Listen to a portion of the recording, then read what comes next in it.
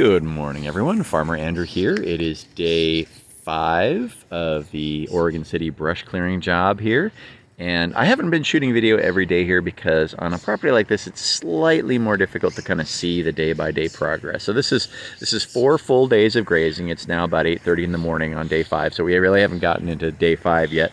You can see my truck and trailer parked over there through the fence.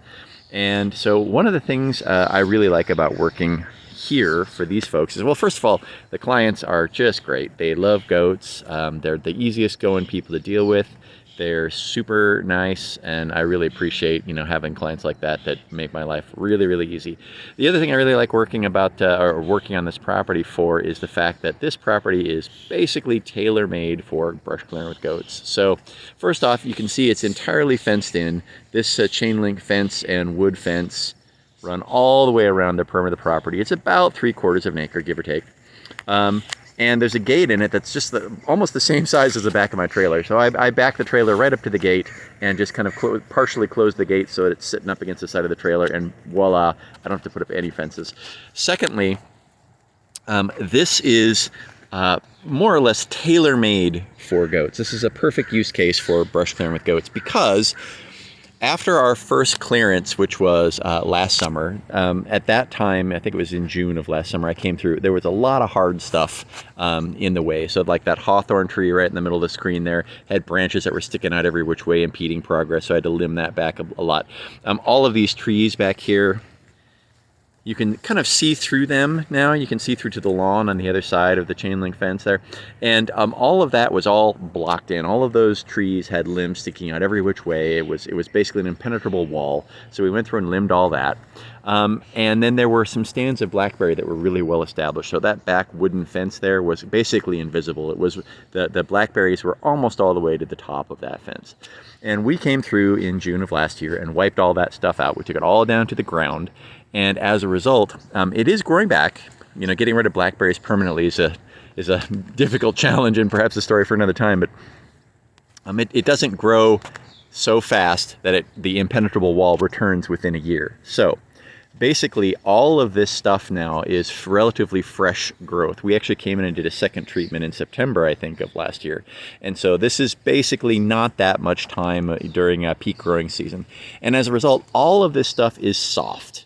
It's all relatively palatable for the goats. So pretty much all of this work has been done by the goats. And so that's great for me because I'm not beating myself up swinging a machete or a saw or a pair of loppers, and I always appreciate that. They appreciate it because this is a smorgasbord for them. Anything that they want to eat here, they can get at without too much interference or assistance from me.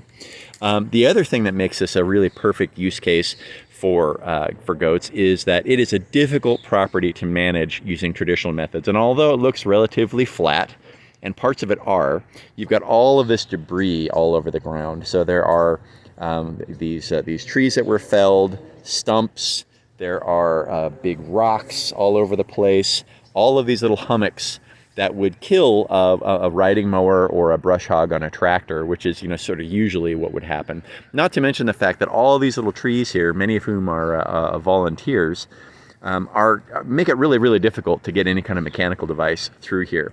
And then the nail in the coffin for traditional management methodologies is the fact that this is a protected wetland. So right in the kind of the middle of the screen there's a kind of a depression, which actually is a water-filled pond. During the winter, there is a water inflow that basically comes in.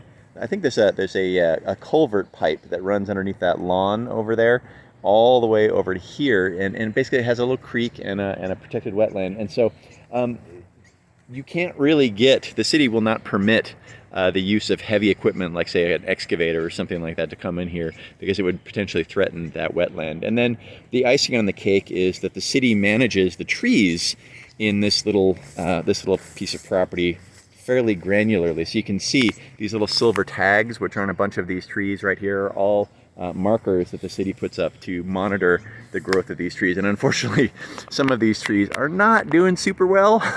They're probably going to need to come down at some point. But for the most part, this is a great way to use goats, because they're quiet. You've got this apartment building here, so we don't disturb the neighbors. In fact, usually they're pretty happy to see us. You know, every now and then, seems like every few hours, somebody will drag their, not drag, but, you know, be walking back there with their toddler or what have you, and they're like, oh, look, goats. And, you know, I've had many people lift their infants up on their shoulders, or their little kids up on their shoulders, so they can see the goats working. And then through this fence right here, there's a parking lot with a big shopping center. And I probably have 4 or 5 visitors a day come back here like, oh, goats, how cool is that? And I have some really good conversations over the fence, so there's some great PR opportunities. So all in all, this is a great way to use the goats. It's a property that is not really suited for traditional management methodology. It's surrounded by a fence that is more or less enough to keep the goats from going through it. There are neighbors around who would be disturbed by, you know, noisy power equipment, and this is just a ton of stuff for the goats here to eat. I'm going to have to come through here and get some of this stuff down. The goats are not finding this relatively new plant. This is well, what's left of this plant. This is a nipplewort with these little yellow flowers up here. Unfortunately, there's a bunch of that stuff, and they'll eat the leaves but not the stems. But that's no problem, because I come through with a lightweight machete, and all of this growth is fresh enough that it's very susceptible to just cutting off with a machete in very, very short amount of time. So you'll see, I've bid 10 days on this job, and by day 10, all of this stuff will be down to the ground. All of these blackberries and such will be decomposed, and you'll be able to see sort of the shape of the terrain in a little bit more detail, and we'll talk about that. I will probably not shoot another video until day 10, unless I, you know, get really bored here watching all the goats working. But until then, you have yourself a great day, and I'll talk to you again soon.